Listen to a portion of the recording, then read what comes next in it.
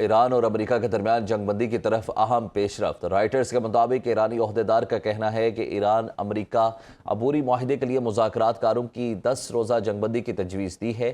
اس جنگ بندی کا مقصد عبوری معاہدے کو دوبارہ بحال کرنے کے لیے حل تلاش کرنا ہے۔ رائٹرز کے مطابق تہران اور واشنگٹن کے درمیان کشیدگی روکنے کے لیے عالمی سطح پر اقدامات جاری ہیں۔ ایران کے مطابق تجویز پر غور کیا جا رہا ہے تاکہ دونوں ممالک کے درمیان کشیدگی کو کم کیا جا سکے۔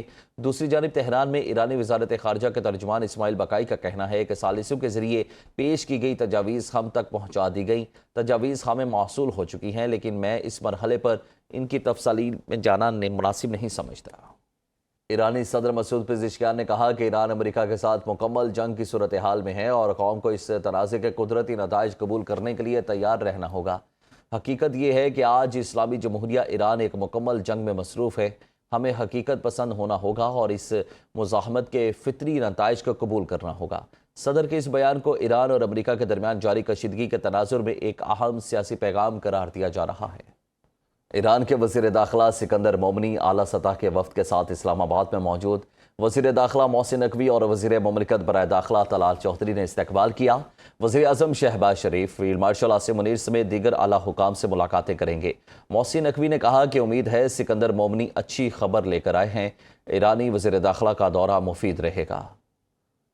یمن کے حوثی تنظیم انصار اللہ سعودی عرب کی بحری ناکہ بندی کا اعلان کر دیا۔ خبر ایجنسی کے مطابق ترجمان انصار اللہ نے کہا کہ صنعاء بین الاقوامی ہوائی اڈے کی ناکہ بندی جاری رہی تو اس کے جواب میں کارروائیاں مزید تیز کی جائیں گی۔ حوثیوں کا کہنا ہے کہ گزشتہ 3 ہفتوں میں مسلسل یہ موقف اختیار کیے ہوئے ہیں کہ صنعاء ایئرپورٹ کی بندش ناقابل قبول ہے۔ اوگرا نے پیٹرولیم مصنوعات کی نئی قیمتوں کا نوٹیفیکیشن جاری کر دیا۔ 21 جولائی کے لیے پیٹرول 35 پیسے فی لیٹر سستا، پیٹرول کی نئی قیمت 315 روپے 80 پیسے فی لیٹر مقرر، ڈیزل 5 روپے 71 پیسے فی لیٹر مہنگا کر دیا گیا۔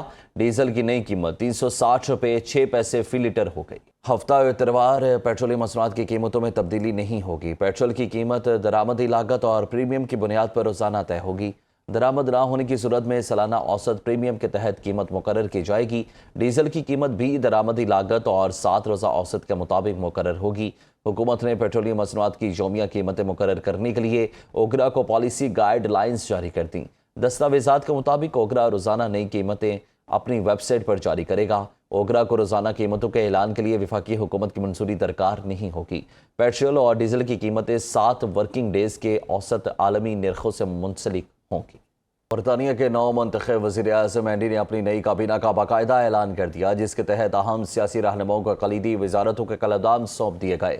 وزیر اعظم اینڈی نے جان ہیلی کو نیا وزیر خزانہ مقرر کرتے ہوئے رواں سال کے دوران 10 سالہ نیو پلان فار برٹن پیش کرنے کا بڑا اعلان کر دیا ہے۔ نئی کابینہ میں سابق وزیر توانائی کو بھی وزیر خارجہ مقرر کیا گیا ہے، جبکہ وائس اسٹریٹنگ کو وزیر دفاع، شبانہ محمود کو وزیر داخلہ اور اینجلا ریس کو وزیر ہاؤسنگ کی ذمہ داریاں دی گئی ہیں۔ اپنے پہلے خطاب میں وزیر اعظم نے مہنگائی کے مارے عوام کو فوری ریلیف دینے، بے گھری کے خاتمے، نوجوانوں کو روزگار کی فراہمی اور دفاعی وعدے پورے کرنے کے عزم کو دہرایا ہے۔ دوسری جانب کنزرویٹو پارٹی کی رہنما کیمی بیٹناک اور دیگر اپوزیشن جماعتوں نے نئی حکومت پر تنقید کرتے ہوئے کہا کہ وزیر اعظم اینڈی حکومت چلانے کا کوئی واضح طور پر ٹھوس منصوبہ پیش کرنے میں ناکام رہے ہیں۔